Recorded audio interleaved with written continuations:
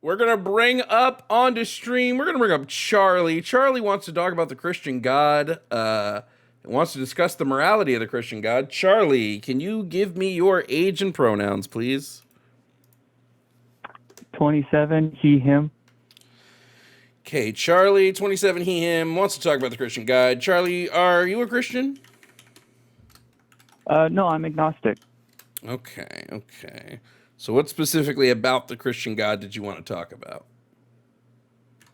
I wanted to talk about, I guess, the philosophical and theological assertion that he is evil, that that God and the concept that you're laying out, I guess, to other people is that he is evil.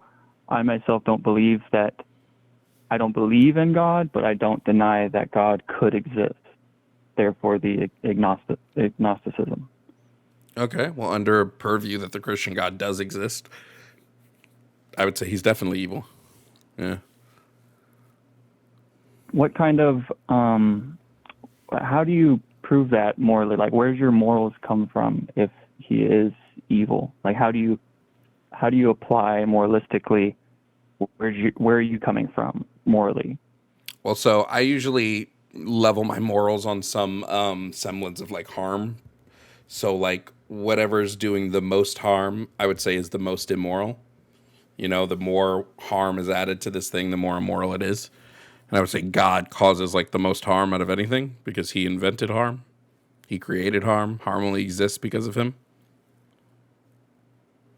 Is that because of, so harm only exists because of him, because of free will? Well, because he created everything.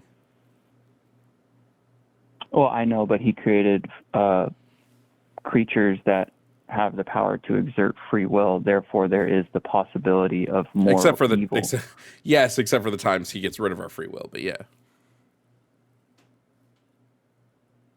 And what times does he get rid of our free will? He got rid of Pharaoh's free will during Exodus. When he tells Moses to go tell Pharaoh to let his people go, he says, but I'm going to harden Pharaoh's heart so Pharaoh won't let your people go. And then he kills a bunch of Egyptian children because of it. Seems kind of weird if you want your people to have. I also just think it's weird that if you want your people to have free will, you punish them for engaging in that free will. I could be the most moral person on the planet. I could do nothing but good, right? I could live my entire life dedicated to the service of other people and the betterment of other people. But if I don't believe God exists, I go to hell. Just seems kind of vain, if you ask me. I guess it could be seen as vain. I see it as, like, I cannot deny within myself that because I have not experienced Jesus, or I have not experienced God in a way that I accept them wholeheartedly into my heart, that there is a possibility that if he does exist, that I will be going to hell. Moralistically speaking, since I go by Christian values, I live my life to the fullest, and I try to, like you said, like exert the least amount of pain as possible. So I guess I personally am picking and choosing what aspect of a moral standard that I use in my life.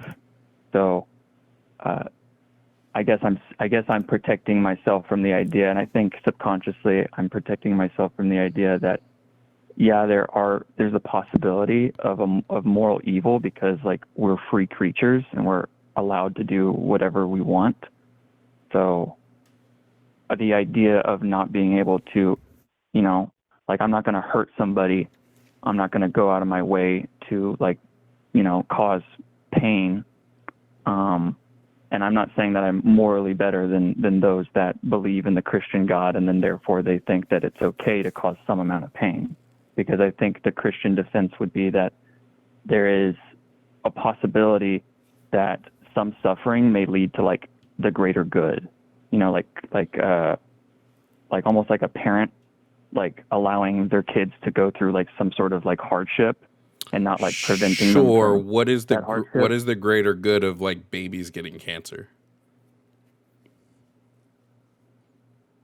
I do not know. I like as a okay, so a Christian would say, as far as like in like as a former Christian, I guess they would be like, we cannot comprehend God's all-knowing power or whatever. I think that's like, just I think that and that line of argument is a cop out, because they know that if they logically, if you had a human who, like, if I attained the power of godhood and I did all the things that God does, they would say I'm evil. But but apologetics means they have to come up with any defense for God. So their defense is, well, we don't know God's mind. We don't know what God's planning. It's just it's lazy. It's a lazy form of argument.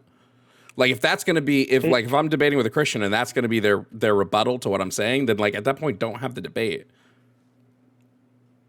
No, I can understand that. It's just like, you can't disprove it either. That's the problem with like Christians. I don't have to disprove it. I don't have to disprove God is real.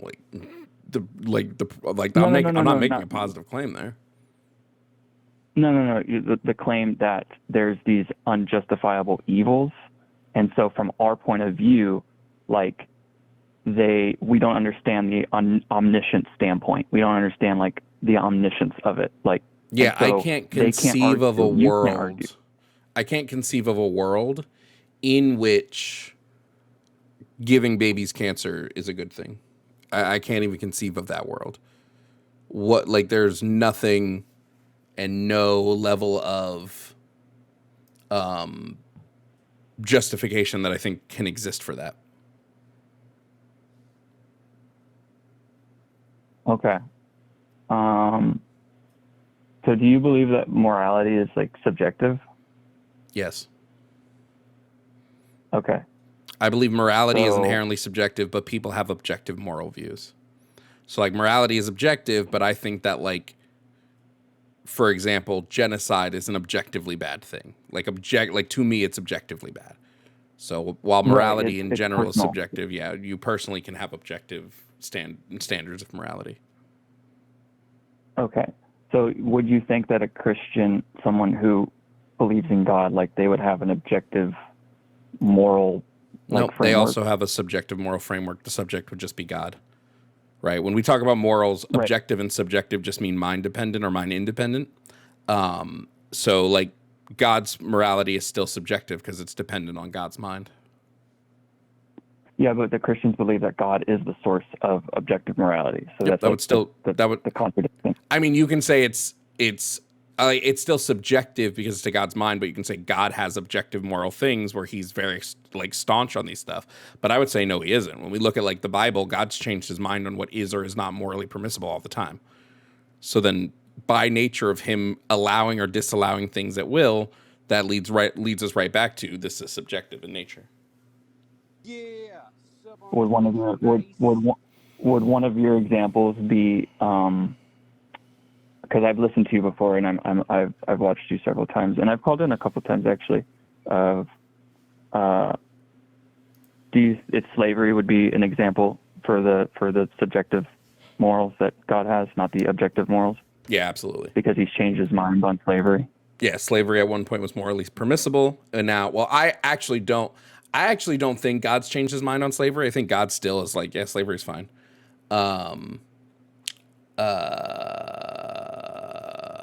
So I actually think that God has not changed his mind on that, but in a Christian standpoint, he has. And by the nature of him changing his mind, it would be subjective. Right. Well, it's just because a lot of the people so when we had slavery, like in the United States, for example, like a lot of people that wanted to, and I'm not saying this is for every Christian, because obviously there was people like Thomas Jefferson, there were people like Alexander Hamilton, like George Washington, like people that like were staunch. They were the daughters of America, or I guess the fathers of America, that, they believed in Christ, and yet they still had slavery, whether they believed that they could morally justify the fact that they had slaves. And then obviously the contextual argument of, well, it was a different time, it was a different place. And in the Old Testament, slavery is like regulated. It's like a regulated institution in like the Israelite society. And then I believe in the New Testament, it basically gets like basically, what's the word? Refuted, like not refuted. Nowhere. They don't. Well, sure, they but don't- nowhere in the New Testament does anybody actually refute the practice of slavery. You have Paul who tries to free one slave that he forms like a personal relationship with, but that's it. There is no actual refutation of the practice of slavery. Right, I know. Because often, like, it's so weird in the Bible, like the way they talk about like how slavery is basically, in biblical slavery, it's usually like a debt servitude. You know, it wasn't based off of like race or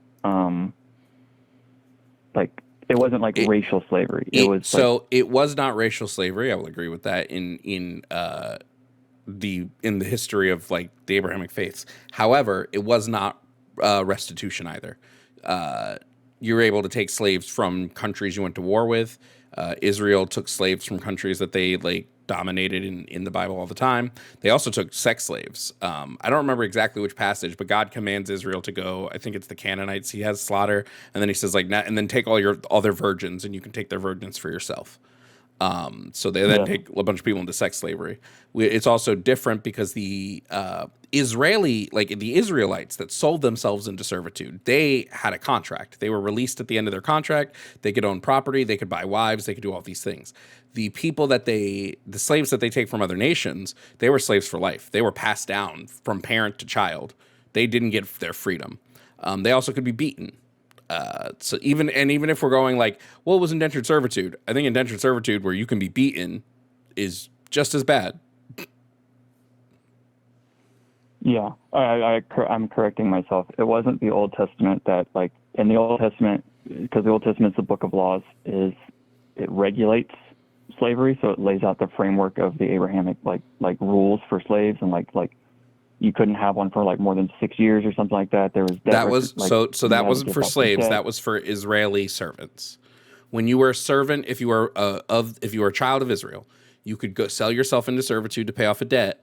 And on the 7th year, you were to go free, unless you're a woman. If you're a girl or a woman, you don't go free. You just have to keep fucking whoever you were sold to. But the boys could go free after 7 years. But this wasn't in the Bible. This isn't like on the books law to regulate a practice that was already going. This was like what gives us these rules of slavery is from Leviticus. It's when God spoke to Moses, when Moses went to Mount Sinai. God said, this is the rules I'm going to give you to the Israeli people. This is what they must do and they must follow, these rules. And he outlaws a bunch of stuff in this. He says you can't wear mixed fabric. You can't eat shellfish. But when he gets to slavery, God says specifically, you may own slaves. So it's you can't eat shellfish, but you may own slaves. It just seems, kind of weird. I'm not particularly familiar with exactly how or why. The only thing that I can think of is like regulation.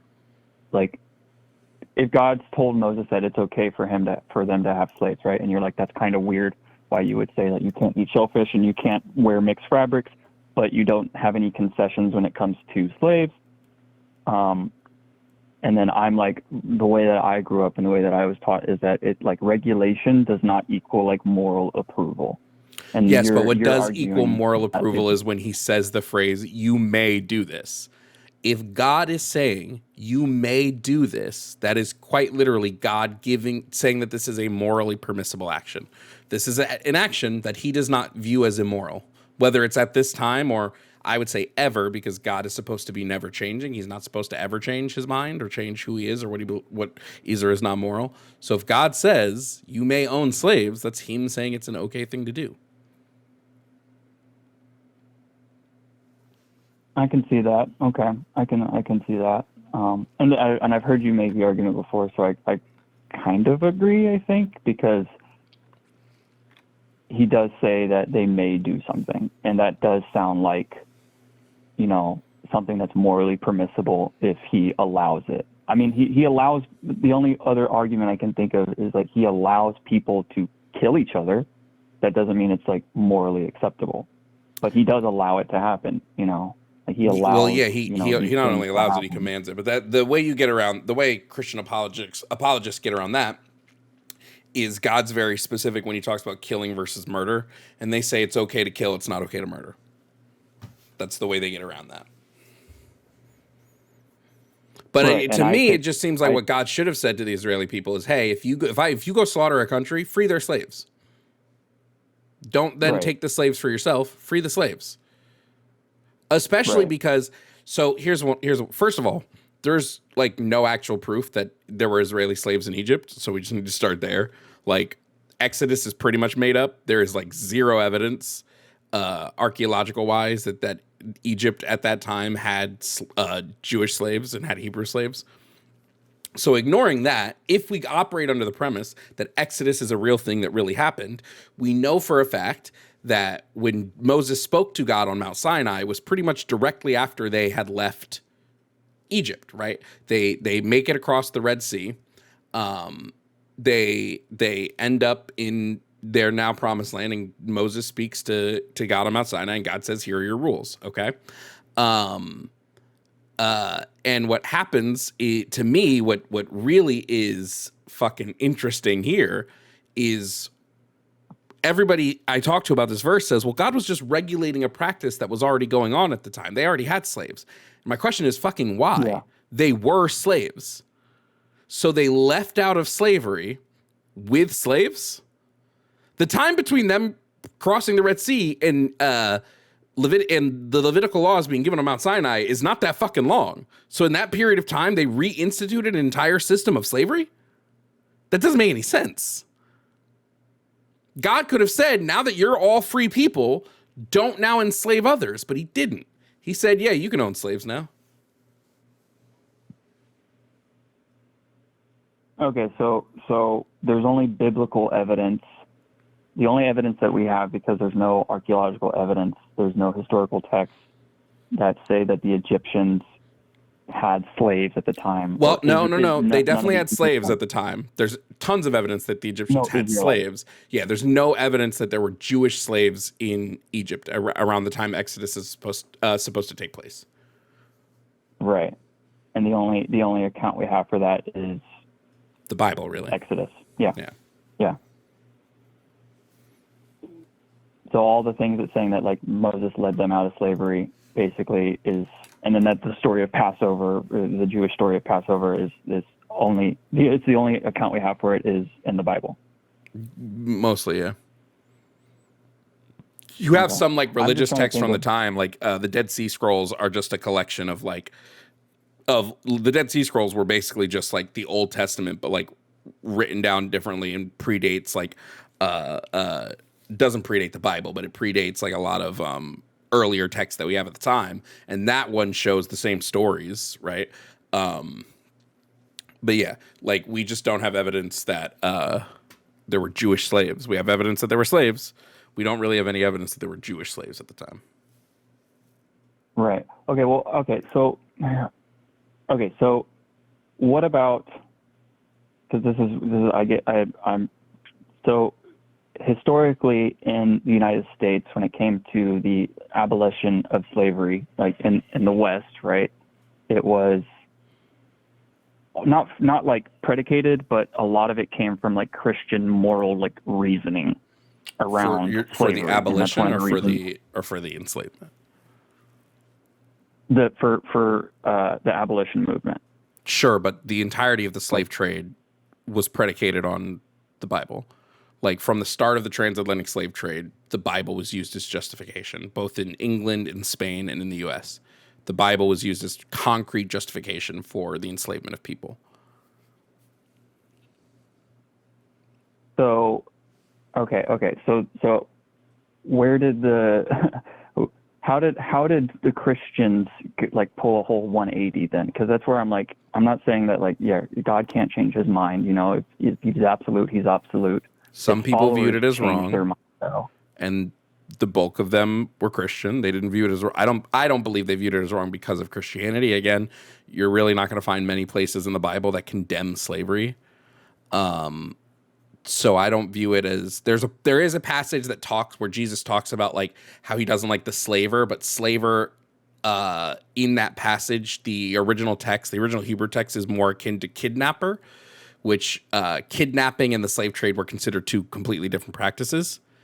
So yeah, but I don't really care that like people use the Bible as justification to do good, right? Like it's neither here nor there. Like if I'm beating the shit out of somebody with a bat, and then because like let's say somebody hands me a bat, they give me a bat and they say beat the shit out of that person, so I start beating them, and then they take the bat away.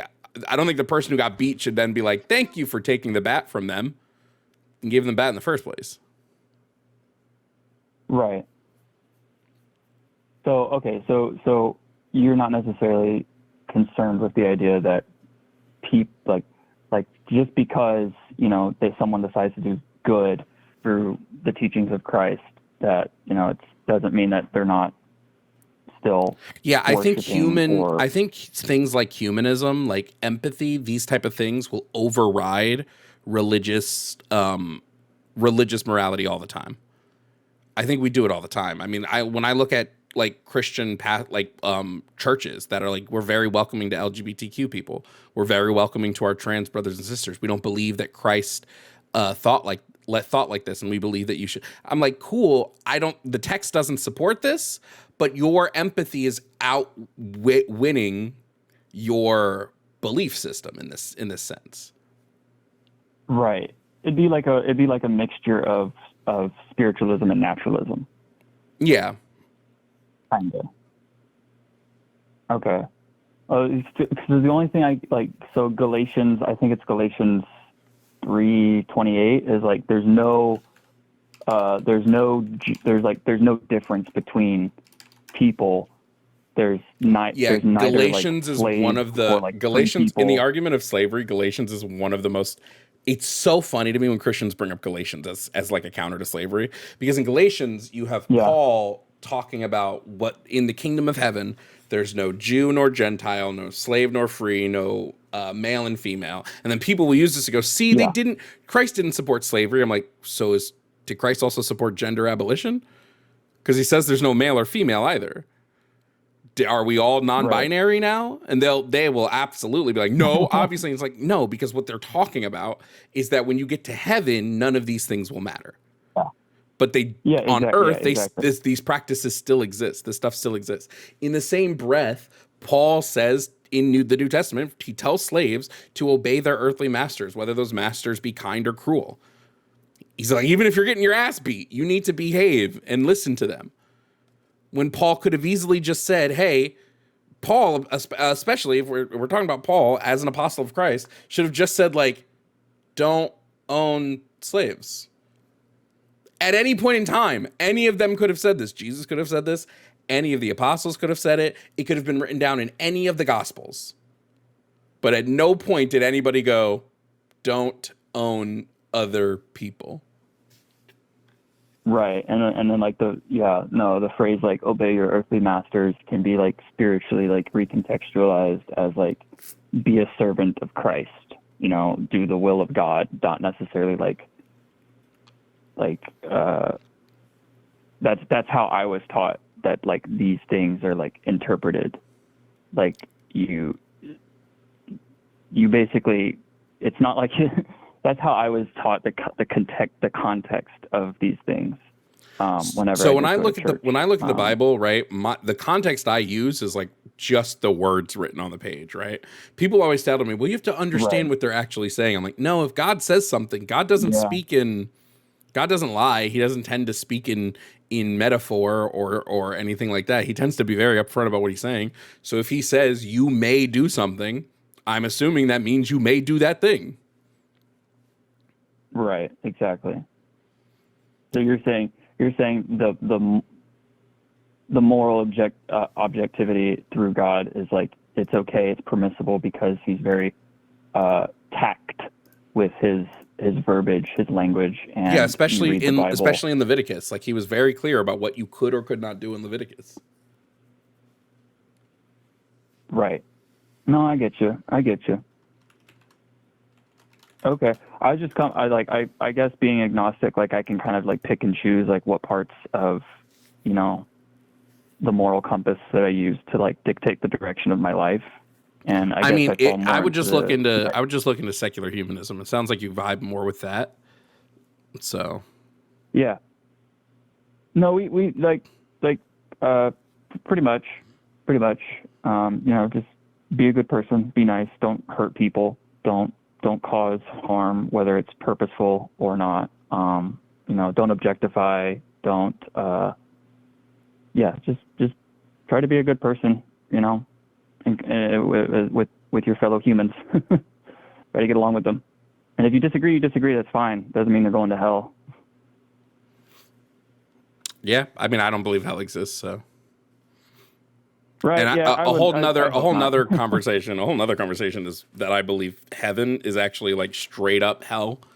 Like the thought of heaven is crazy, but we can talk about that another day. But Charlie, thank you for calling in. I hope you have a good rest of your day, friend. Yeah. I hope you feel better. I heard you were sick. Yeah, sinus infection, but we'll survive. Hey, thank you all for watching this video. If you don't know me, I'm Jovan Bradley. I'm a leftist content creator who does debates, political commentary, gaming, and more. If this is your first video, thanks for sticking to the end, and I hope you subscribe. I post videos daily, and there are hundreds of past debates on my page for you to enjoy. Thank you to all of my YouTube members. Your continued support helps me create as much as I can. Consider joining. A membership starts at $2.99 and gets you access to our community Discord, early access to videos, and more. Shout out to my Tier 4 members, Zurith Moonpaw, Kazim, Never Again, Ovaltine, Sylvia Snow, Bamji, Emery Emojin, Ayla Ursus, Vel, Kelsey K, Jake Gorshander, Matthew Holloway, Vampy, Yemye, Mealy, and Dragon Nerd. Your continued support goes a long way to me continuing the fight for equity, justice, and education. Thank you again for watching.